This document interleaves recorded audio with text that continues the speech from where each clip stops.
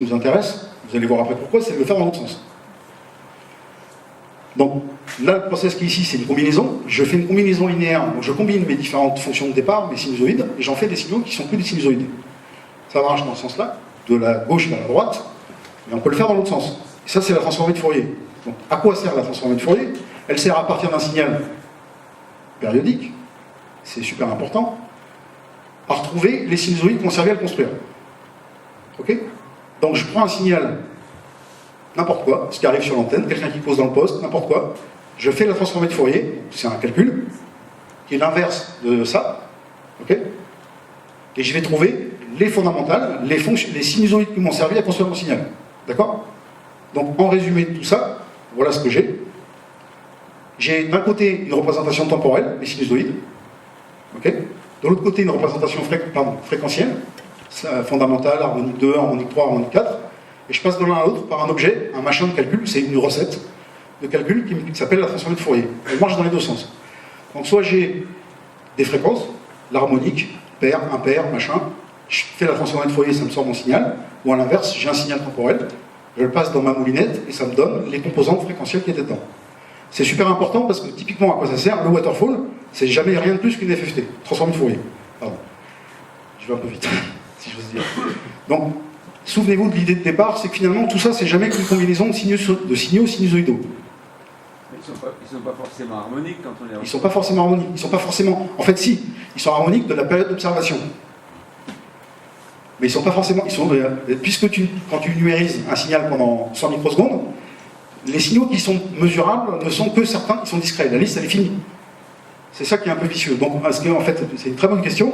Le piège, c'est que vous ne pouvez voir comme composante que ce qui rentre dans la période d'observation. Souvenez-vous du machin, on coupe en deux, on coupe en deux, on coupe en deux. Donc ils ne sont pas forcément harmoniques entre eux, on va y venir après. Mais c'est que les harmoniques qui sont possibles physiquement dans le temps d'observation et dans la façon de mesurer que j'ai prise. C'est très vicieux. Ce qui veut dire que vous pouvez voir apparaître sur le waterfall des trucs qui n'existent pas. Concrètement. On est bien d'accord, j'en reparlerai. Donc il faut se méfier. C'est pas parce que c'est un waterfall n'est pas un analyseur de spectre. Ça ne fonctionne pas de la même façon. Il y a une petite subtilité de calcul entre les deux qui fait que vous pouvez voir des signaux qui n'ont pas de réalité physique. Ils sont juste là parce que la transformée de Fourier vous fait apparaître un truc. Mais j'en reparlerai calmement après. Donc simplement, pour vous rappelez-vous de ça, Fourier, son truc, c'est une boîte à outils qui permet de passer d'une représentation à une autre. D'accord? Je continue? Je continue. Donc, qu'est-ce que c'est que le spectre du signal? On y arrive. C'est simplement la liste des fréquences qui composent un signal. Donc, je l'ai obtenu en faisant une transformée de Fourier. Ok? Donc, je prends un signal périodique pendant un temps suffisamment long pour que les signaux qui m'intéressent soient présents dedans. Donc, j'ai pris un exemple ici, un signal purement sinusoïdal. Je fais la transformée de Fourier, j'ai un pic. Ok? Je prends un signal qui est une autre tête. Donc, ça, c'est quelqu'un qui cause dans un micro. J'ai un spectre. D'accord? En fait, ça, c'est simplement l'amplitude des différentes fréquences présentes dans la période d'observation. J'insiste là-dessus parce que c'est extrêmement important. Excusez-moi, mais juste sur la droite, il n'est pas tout à fait périodique.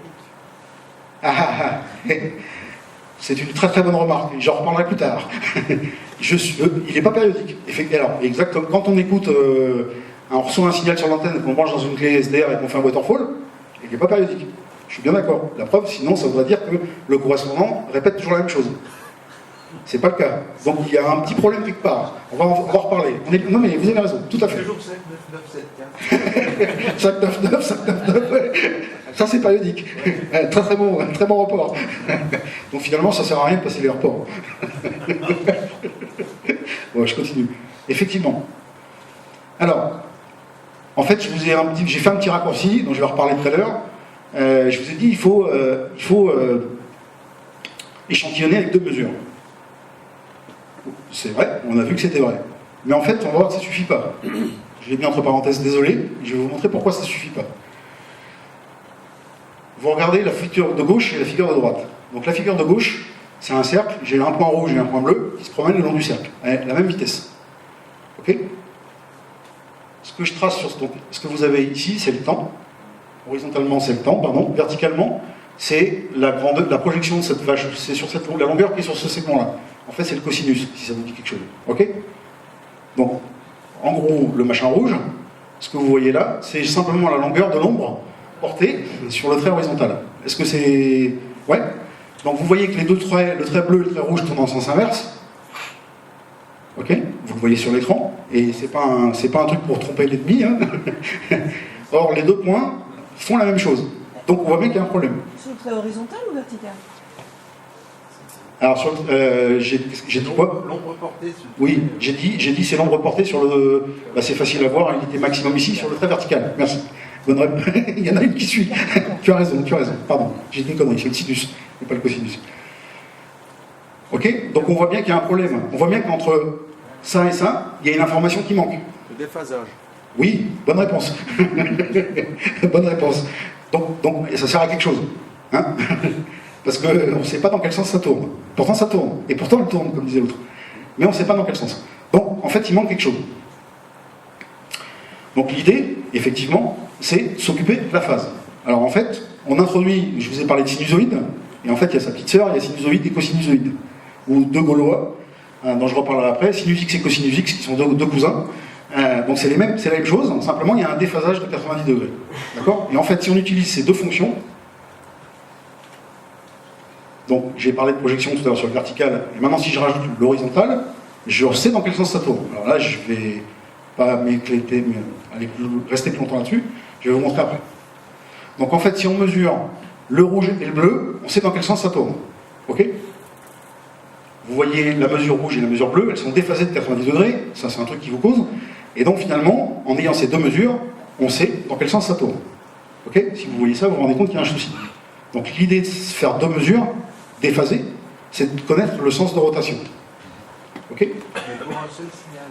Pour un seul signal. Donc dans l'image d'avant, il aurait fallu avoir 4 informations. Oui. Je continue. Rouge et bleu. C'est pas le même rouge et pas le même bleu, c'est tout. Donc, en faisant deux mesures, donc finalement, qu'est-ce qu'on fait? En fait, on fait deux mesures, mais déphasées. Donc j'ai dit qu'il fallait deux mesures. Il en faut toujours deux. Mais j'ai deux stratégies différentes. Soit je fais deux mesures à deux instants différents, soit je fais deux mesures en même temps, mais avec le signal déphasé. Ok? Donc, stratégie, tout à l'heure, j'avais fait deux mesures, j'observe. Mesure 1, mesure 2, décalé dans le temps, un intervalle de temps régulier, et j'ai fait mes deux mesures, j'ai mes fréquences. Sauf que je suis coincé, je ne sais pas dans quel sens ça tourne. C'est pas suffisant. Alors vous allez voir après concrètement ce que ça veut dire. Si maintenant la mesure, je déphase, et que je fais en même temps mesure 1 et 2 avec un déphasage, je suis sauvé, j'ai mes deux mesures, Nyquist il est content, tout va bien, et en plus je sais dans quel sens ça tourne. Donc je fais deux mesures déphasées. Ok? Ok. Donc, quand on fait deux mesures consécutives, ça s'appelle l'échantillonnage réel. Là, c'est quoi ce barbarisme? Je suis désolé. Et quand on fait deux mesures en même temps déphasées, on dit que c'est une mesure complexe. Je vous ai parlé de signe IQ. Oui? Les 90 degrés, ils sont par rapport à certaines fréquences. Par rapport à la fréquence d'échantillonnage, à la mesure. Je parle que de mesure, je ne m'occupe pas du temps d'observation, en fait. Par rapport au temps d'observation. Alors, donc, quand on parle de mesure d'échantillonnage complexe, ça veut dire qu'on fait deux mesures, mais en même temps, mais une qui est déphasée 90 degrés par rapport à l'autre. Ok? Quand je fais des mesures réelles, je fais deux mesures successives. J'ai toujours mes deux mesures, tout est content, tout le monde est content, j'ai bien mon signe, mon sens de rotation. Ok? Vous me suivez toujours? Alors, il y a un petit truc, le petit bonus, c'est que du coup, si je fais deux mesures en même temps, vous allez voir après, j'ai doublé le spectre. Donc concrètement, votre clé RTL-SDR, par exemple, vous avez 2 mégas de bande, vous échantillonnez à 2 mégas, et je vous ai dit, Nyquist, il faut échantillonner 2 fois plus vite. Oui, mais c'est de l'échantillonnage complexe. J'ai fait 2 mesures à chaque fois. IQ. Ok, c'est de là que ça vient. IQ, c'est juste 2 mesures complexes. 2 mesures en même temps. Si j'enlève la voie I ou la voie Q, j'en ai qu'une, j'ai la moitié du spectre. Parce qu'il m'en manque une. Donc, pendant la même période d'observation, comme il me faut 2 fois plus de mesures, la fréquence maximum, c'est la moitié. Ok? Donc le bonus, c'est que je vais pouvoir aller 2 fois plus vite. Donc, en résumé, si je fais de l'échantillonnage complexe, je sais dans quel sens ça tourne. D'accord? Donc dans l'exemple de ça tourne, c'est je fais un tour par seconde, j'ai une fréquence de 1 Hz. Si je fais de l'échantillonnage réel, j'ai bien la mesure de 1 Hz, mais je ne sais pas si je tourne à droite ou à gauche. Si je fais une mesure complexe, Je sais dans quel sens ça tourne. Alors d'où l'idée de dire j'ai des fréquences positives et des fréquences négatives. C'est arbitraire, c'est je tourne à gauche ou je tourne à droite, en gros. D'accord? Sens de rotation. Ok? Ouais, non? Bon. Donc j'ai des fréquences positives, ça tourne dans le bon sens, et c'est des fréquences négatives, ça tourne dans l'autre. D'accord? Alors, je vais prendre un exemple. Donc le signal qui est là, c'est un signal réel, dans lequel il faut deux mesures prises à deux temps différents pour faire, je l'échantillonne, pardon, avec deux mesures successives dans le temps. Ok? Je fais la transformée de Fourier, donc mon fameux machin qui me permet de dessiner le spectre, et j'obtiens deux raies. Ah. Alors en fait, c'est très con, c'est que la transformée de Fourier, le calcul qui permet de passer, le fameux machin, la boîte bleue tout à l'heure qui permet de passer du temps aux fréquences, en fait, comme il ne connaît pas dans quel sens ça tourne, il est embêté, donc il propose deux solutions. La solution où je tourne à gauche, la solution où je tourne à droite. D'accord? Donc j'ai deux pics. Il ne sait pas. Mathématiquement, il y a deux réponses. J'ai une faute, puisque les deux marchent, il est obligé de proposer les deux réponses. Il ne sait pas. Donc comme il ne sait pas, il y a deux pics. Donc si, typiquement, sur votre SDR, par exemple, sur le waterfall, vous voyez tout qui est symétrique, c'est qu'il manque une voie. Si vous utilisez si vous avez des récepteurs SDR audio type Softrock ou autre qui se branchent sur la carte son, vous pouvez faire l'essai, vous débranchez la voie gauche ou la voie droite, vous avez un spectre symétrique. Parce qu'il manque la moitié de l'info. Donc le calcul produira parties positives, parties négatives qui sont symétriques. Et si j'ai les deux, boum, j'ai bien mon sens de rotation. Parce que là, je sais dans quel sens ça tourne. Donc il n'y a plus qu'une seule réponse. Bon, c'est un petit peu un raccourci. Ceux qui sont des pros du traitement m'excuseront, mais c'est un bon moyen de se rappeler du truc. J'en vois qui sourit.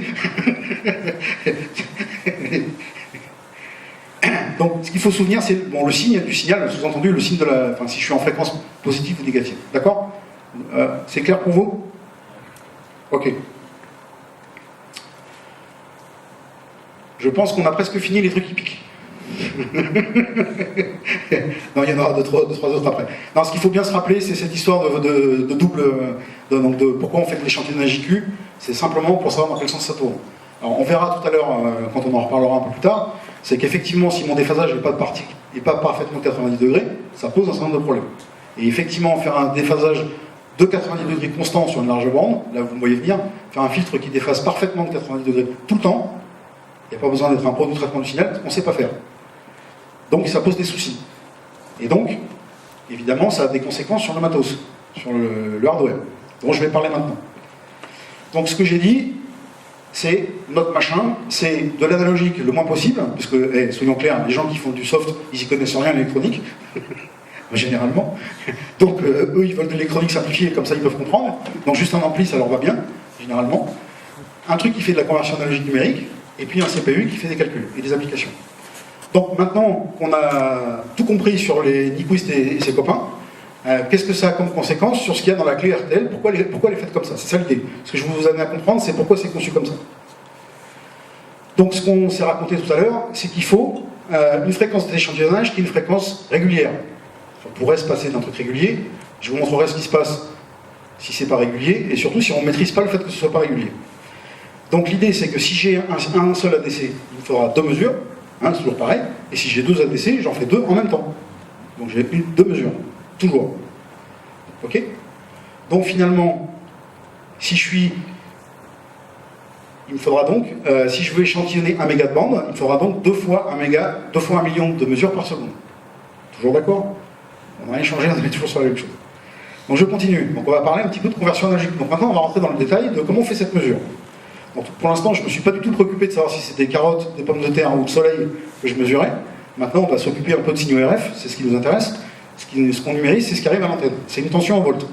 Donc l'idée, c'est qu'on va venir mesurer le signal en volts qui arrive sur le coax à des instants précis.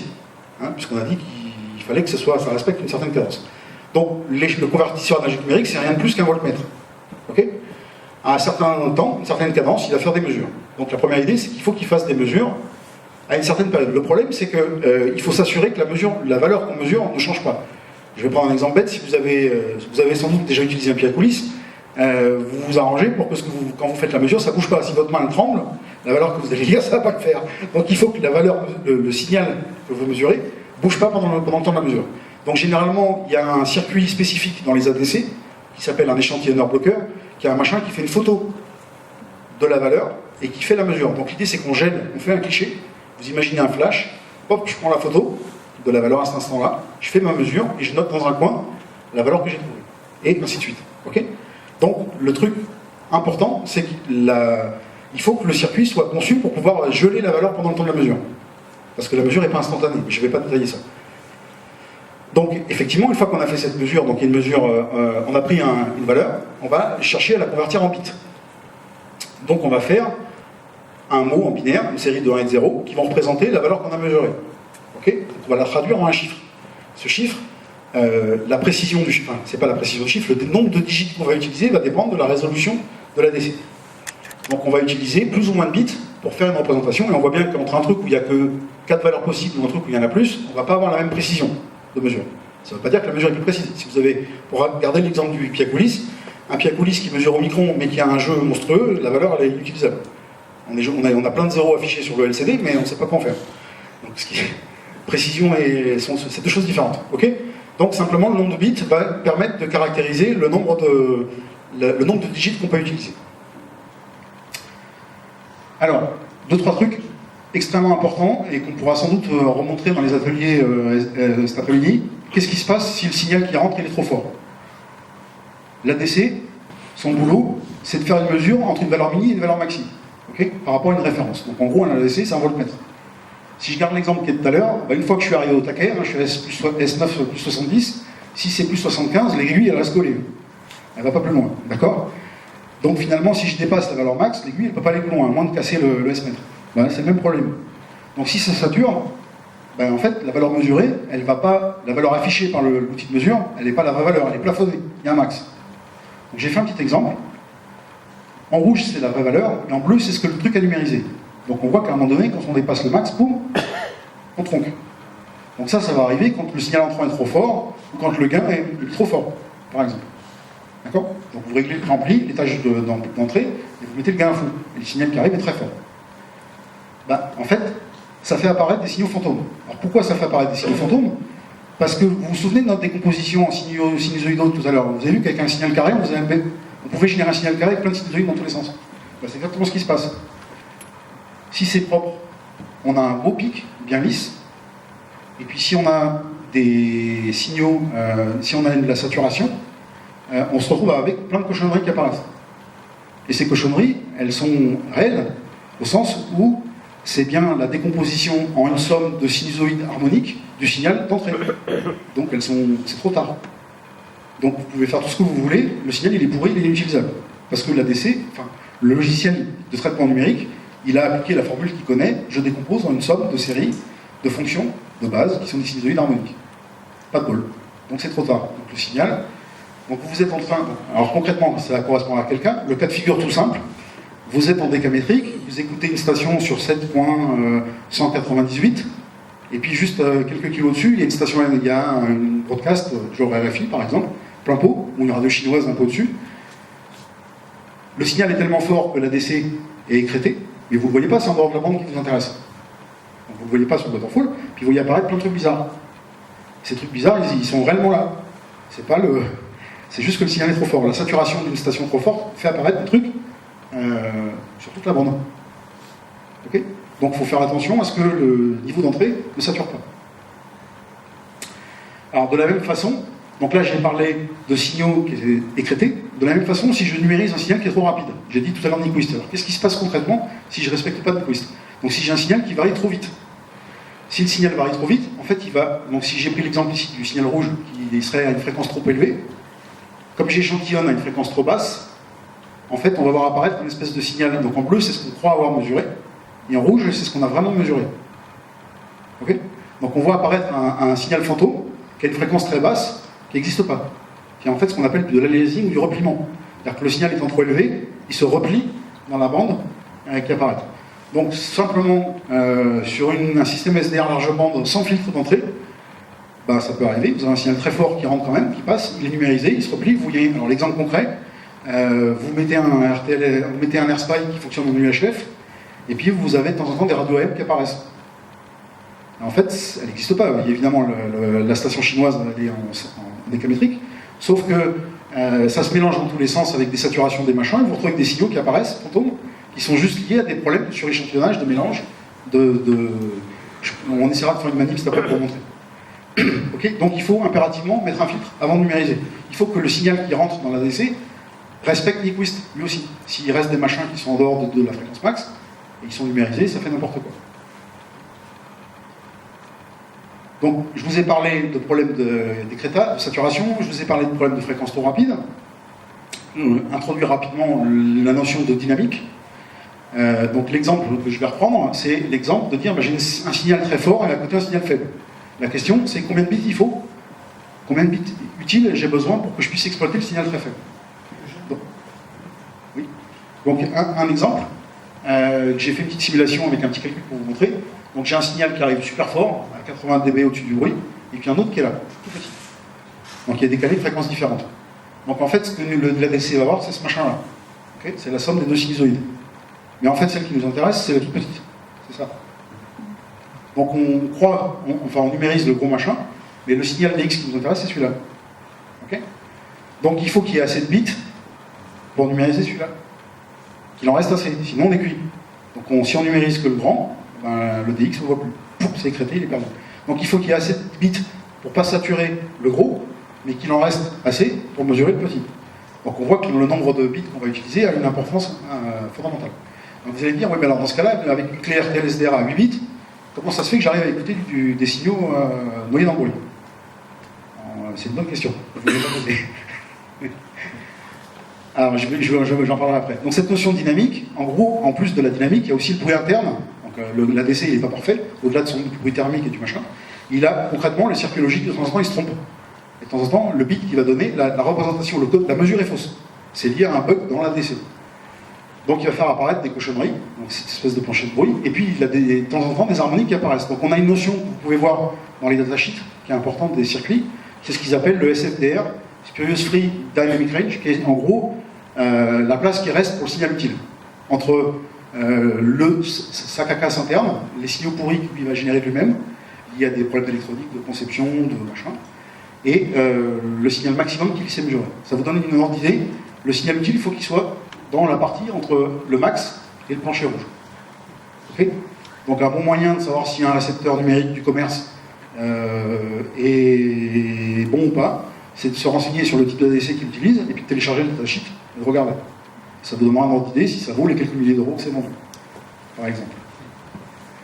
Alors ça, bien entendu, il n'y a pas que ça. Ça, c'est un détail. Mais ça coûte. Ok ? Pour vous montrer aussi, un autre truc super important, c'est la fréquence d'échantillonnage. Je vous ai dit tout à l'heure, il faut faire des mesures régulières. Qu'est-ce qui se passe si elles ne sont pas régulières? Alors, en fait, sur le fond, qu'elles soient régulières ou pas, on s'en fout. Ce qui compte, c'est qu'elles soient faites au moment où on l'a décidé et qu'on sache à quel moment elles ont été faites. Concrètement, vous avez vu que tous les calculs de transformés de Fourier de machin supposent qu'on connaisse la cadence de mesure. Enfin, je ne l'ai pas détaillé, mais sous-jacente, l'idée, c'est qu'on doit savoir quand est-ce qu'on a fait la mesure. Si la mesure s'est passée à un autre moment que celle qu'on a crue, on va faire des hypothèses fausses, et donc tous les calculs qu'on va faire seront faux. Donc j'ai pris deux exemples. Donc l'idée, c'est la notion de ce qu'on appelle le jitter, c'est-à-dire le fait de bruit d'horloge. Donc l'horloge qui rentre dans l'ADC, c'est un signal carré. Et on dit par exemple, l'ADC, il fait une mesure au fond montant. Quand le signal passe de 0 à 1, on fait la mesure. Si ce moment où ça monte, il bouge dans le temps, il y a un léger petit décalage, une fluctuation, on ne va pas prendre la mesure au moment où on le croit. D'accord? Donc on va être soit en retard, soit en avance. Oui, ok. Et alors j'ai pris un exemple. On a un signal qui fait exactement la même amplitude, avec une distribution statistique sinusoïdale gaussienne. C'est quoi ce machin? Je vais en parler juste après, rassurez-vous. Au secours. Et après, on aura la pause café, comme ça, vous aurez le temps de digérer ce que je vous raconte. Donc, j'ai simplement, pour vous montrer, pris deux exemples différents. Donc, un signal numérisé, exactement le même, à 100 kg. Dans un cas, mon horloge, elle a une erreur de 5 microsecondes. En l'occurrence, il y a une connerie dans mon essence, ça doit être l'inverse. C'est l'inverse, oui, faute de frappe. Donc 5 nanosecondes d'erreur, 5 microsecondes d'erreur. Donc à 100 kg, c'est pas grave. À 100 kHz, on est loin, en microsecondes, on a du temps. Mais simplement pour vous montrer, le plancher de bruit, en fait, il s'étale. On a un niveau de bruit qui monte. Alors non, c'est dans le bon sens, pardon. Là, le niveau de bruit que vous voyez, il apparaît ici, on a moins 70 et quelques dB, alors qu'ici, on a moins 90. Donc on a l'impression qu'il y a du bruit. On voit toujours notre signal, le pic, il n'a pas changé de fréquence, évidemment. Le signal, il existe toujours. Et en fait, ce qui se passe, c'est qu'on a l'impression que le plancher de bruit remonte. Et en fait, c'est pas du bruit. C'est un effet artificiel causé par c'est le bruit de l'horloge. Donc une horloge ultra stable, on réduit le niveau de bruit. Et à l'inverse, si l'horloge n'est pas stable, le niveau de bruit remonte. Ok. Donc le dessin est dans le bon sens. La différence entre les deux, c'est qu'il y a 30 dB d'écart dans le rapport signal sur bruit, juste parce qu'on a une meilleure horloge. Donc c'est super important.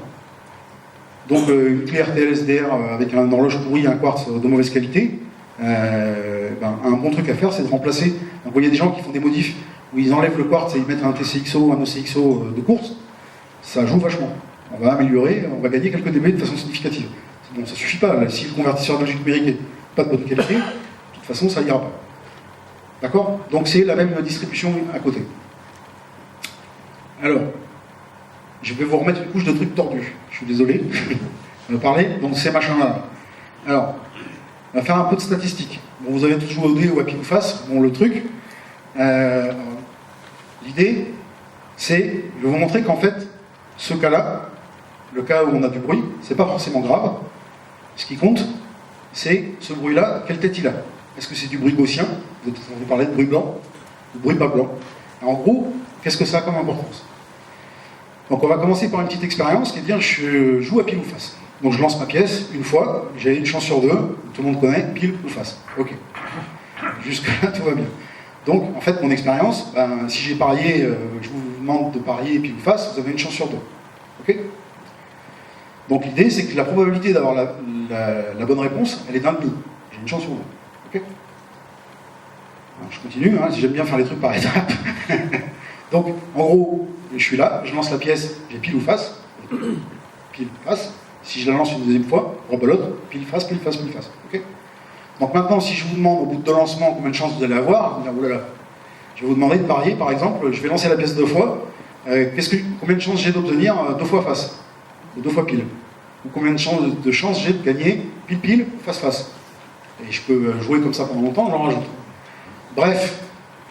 L'idée de tout ça, c'est de vous dire quoi? C'est que finalement, si j'ai un phénomène, si je répète une expérience, c'est toujours la même expérience, je jette ma pièce, elle tombe pile ou face. Si cette expérience-là, je la répète n fois, les résultats que j'obtienne, ils ne tombent pas du ciel. Il y a une vraie règle derrière. Et on la voit, elle est implicite. On voit bien que chaque fois, je divise par deux. Donc finalement, le nombre de combinaisons que je vais obtenir, il est déterministe. On le sait à l'avance.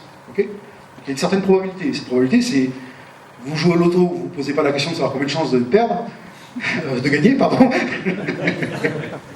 Bon, mais en fait, ça se calcule. Et si vous faisiez le calcul, vous n'iriez plus jamais jouer au loto. Ça ne veut pas dire que vous n'avez pas de chance de gagner, mais elle est faible. Ok. Donc, en fait, ce qu'on voit, c'est qu'en fonction du nombre de lancements de pièces, le nombre de chances d'avoir pile, pile, pile, pile, pile, pile, pile, pile, face, face, face, face, face, il est égal, il est petit. Okay. Et le nombre d'avoir pile ou face, ainsi de suite.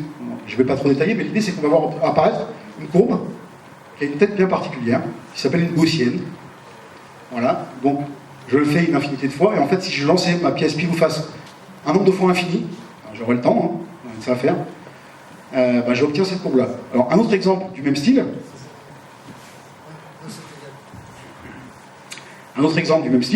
c'est les fameuses pyramides d'âge. Par exemple, si je prends, de taille, si je prends, j'ai essayé de trouver des statistiques, en fait, j'ai essayé de trouver des exemples dans la vie de tous les jours, de mesures gaussiennes. Je me suis dit, finalement, c'est bien gentil ce concept, mais concrètement, qu'est-ce qu'il y a de gaussien dans la nature?